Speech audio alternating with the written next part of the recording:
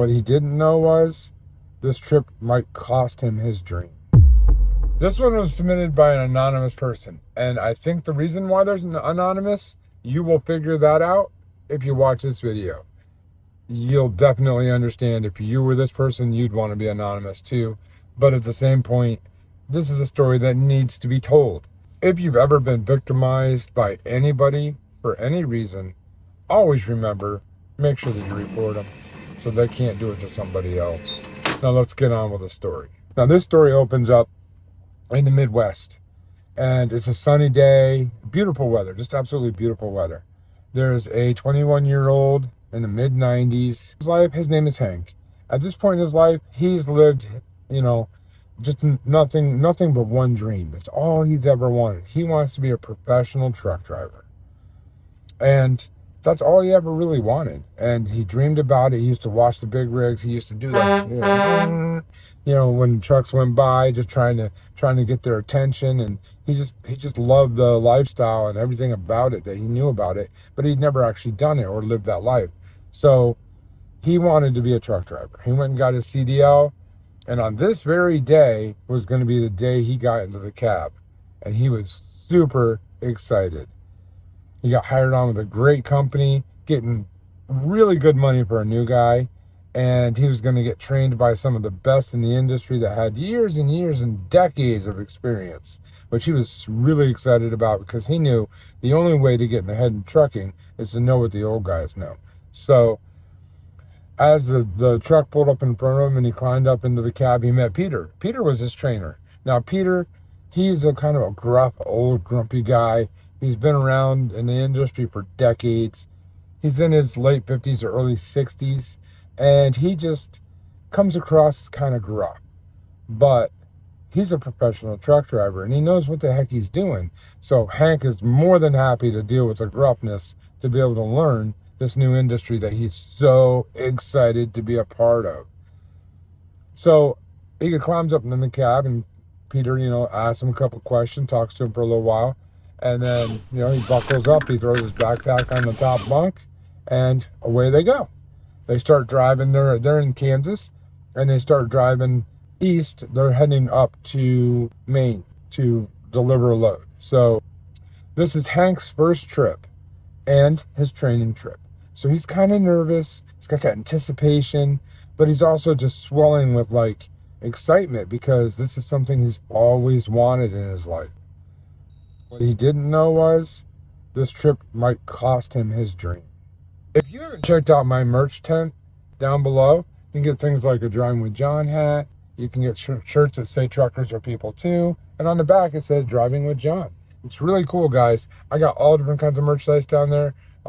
If your wife or girlfriend likes massages, I got massage candles made by Living Soaps and Candles. You should go check them out. My wife definitely approves of those, and so would yours. So as they started driving down the road the very first day, like I said, Hank could feel the excitement, he could feel the nervousness, a little bit of fear, all the things you get on that first day, but he is so excited. And I don't know if you remember what it's like to be at that age, but he's a little naive. He idolizes the trucking industry and the trucking lifestyle, and but it's something he always wanted to do. It's been his dream since his very first memory. So they're going up the highway, and they get through the first day, and he's watching Peter drive, and they're a little bit of chit chat back and forth, not a lot. Peter's not a real talkative trainer, just more of a watch how I do it, and then we'll see what you can do. Well, the second day comes, and Peter says to Hank, all right, jump in the captain's chair over there. Let's see what you can do. Well, by the end of the second day, Peter was telling Hank, wow, you are definitely going to be a good driver. You can handle the truck well. You're backing really well. You're maintaining your lane. You're doing all of these great things. For somebody that has pretty much no experience, you drive like a professional already. Hank couldn't have been happier. His excitement, everything about him was just radiating how proud he was of himself and how his dream was coming true. So they go to bed that night. The next day they get up and they split the drive. half the day Peter drives, half the day Hank drives. And they get up there, they're up in Maine. They make their delivery, they pick up another load, and they start heading back. They get somewhere in Ohio, and in Ohio, it's nighttime, it's time to go to bed. They've again switched back and forth throughout the day and got, a bunch of miles the very first day, and they were going to make it back in 2 days, even though it took them almost 3 to get out there. With loading and unloading, it took some time that last day, but they're going to be home tomorrow. So it's kind of exciting. Hank's going to get back to his grandparents where he lives, and he's going to be able to tell them all the exciting things he saw and he did on his first trip out, and he's very excited. So they climb into the bunks that night. Lights go off. They're laying there for probably about a half an hour, and he's got 1,000 things going through his head. He's just super excited, and he's proud of himself. He's doing such a great job, and he's thinking about all the different pointers that Peter's told him, and he's just pouring over all the information and trying to soak it all in. And in the pure blackness of the night, he heard a voice, and it said, "Hey, turn your pants around and come down here." Hank's eyes get real big, and he kind of looks up to the ceiling, and he thought, oh, he must be on the phone, because this is the mid-90s, and Peter had a bag phone on his truck. So, he thought, he's on the phone. He's got to be on the phone. Like, right? What does that mean anyway? And so it's awkwardly quiet again for a little while, and he's like, well, I don't hear him on the phone. And then he hears the voice ring out again. "Hey, turn your pants around backwards and come down here. I'm feeling a little excited. I need your help." Hank's eyes open up really wide. And he's like, yeah, is he talking to me? And he pops his head down over the bunk and looks down, and he's like, "Peter, you talking to me?" And Peter's like, "Yeah, like I said, turn your pants around and get down here." And Hank basically realized what was going on at this point, and he kind of laid into Peter a little bit and told him, that this is inappropriate, this is not something that should be done, blah, blah, blah. And he knew at this point his job with this company was pretty much over. Because in his mind, this is his trainer, and he's going to go back and I'm sure, he thought for sure he's going to make up something so that he couldn't have the job. And he doesn't really want to go back out on the truck with this guy at this point.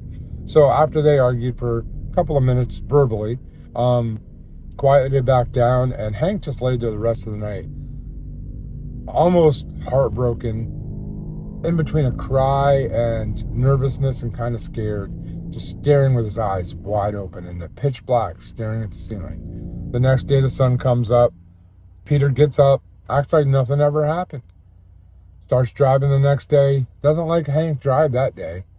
And they pull in somewhere for lunch. Peter says to Hank, "Hey, you want a bite to eat?" And Hank's like, "Hey, I don't have any money. I can't afford to buy anything to eat." Peter's like, "No, don't worry about it. I'll buy your lunch." And Hank, against his better judgment, but he was starving, he said, "Okay, you can buy me lunch." So they went and they sat down at the table, and awkward silence again just breaks out. No one's talking. And so Hank says, "I'm going to go over and use the payphone. I'm going to call my grandparents, let them know to come and get me." So he gets up and he walks over and he calls his grandfather, and his grandfather, obviously out of concern, because this is a job that not only did Hank want, but he pursued and really talked highly about. But now he's not going to work there anymore. So his grandfather had lots of questions, but Hank didn't answer any of them. He said, "Grandpa, I'll be there later today, and I'll let you know when I get to the yard, and then you can come get me, and I'll talk to you more about it then." So they agreed, and they hung up. On his way walking back to the booth where Peter was sitting, he could hear Peter on his bag phone talking to the company.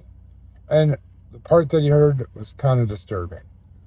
As he was walking up, he heard Peter say to whoever was on the other end of the line, basically, "Yeah, Hank's not going to work out. He's not good at handling the truck. He's not a good driver." And he basically just whined and moaned and says he just wants to go back to his grandparents and that he doesn't want to drive a truck anymore.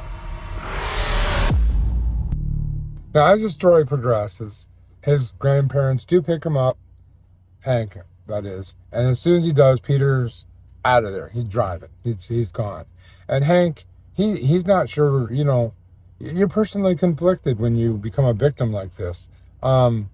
You don't know whether you should tell the authorities. You don't know if you should tell the company. You don't even know if you should tell your grandparents. But so he does tell his grandparents, but he doesn't tell them until after they're way down the road. His grandparents are super upset and actually want to go back and confront Peter about it. But Hank convinces them not to, so they continue on.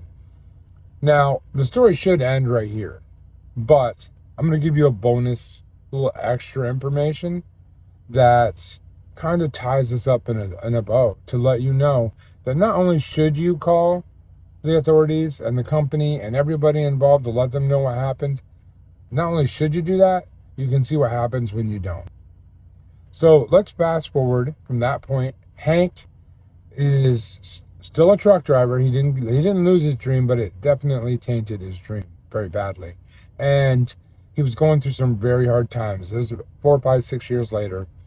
And so he calls that company back up. He's desperate. He needs a job. At this point, he's married and he has kids and he has to provide for his family. So out of desperation, he calls that company back up and, puts in an application to work for him. Well, he calls them the next day to find out how his application was going. And the lady that answers the phone basically says, you've been denied because you worked here before and you quit. And when you quit, it was under really bad terms because you basically got a really bad marks from your trainer and you said you just didn't want to work here. You didn't want to be a truck driver. So under those terms, we can't bring you back. Well, Hank's like, well, that's not right. That's not what happened at all. And the lady on the other end of the line says, well, I'm sorry, Hank, but yes, it is. I was the one that talked to Peter that day. I know what Peter told me. So it's just going to be basically you telling me that's not true, but that is what happened. And Hank was super upset. And he said, you know what? It's about time that the truth comes out. And he told her everything. And her response was basically, why didn't you tell us what happened when it happened? We could have done something about it. And Hank's thinking was, you know what? It's his word versus mine, and nothing will ever come of it. He has a reputation with this company. They're not going to believe some new guy. So that's why he didn't tell them. I kind of understand it, but you still should tell them. Well, long story short, he didn't get that job. But he's been driving for decades at this point. Millions of miles driven, safe driver, professional driver, with always that thought in the back of his head because of Peter. Always turn in people when they victimize you like this. Tell the authorities, tell anybody that's involved so that they can never victimize another person. Thank you for watching. Always remember, truckers are people too. We'll see you on the next video. If you like that video, click on this one. You'll like that one too. And don't forget to subscribe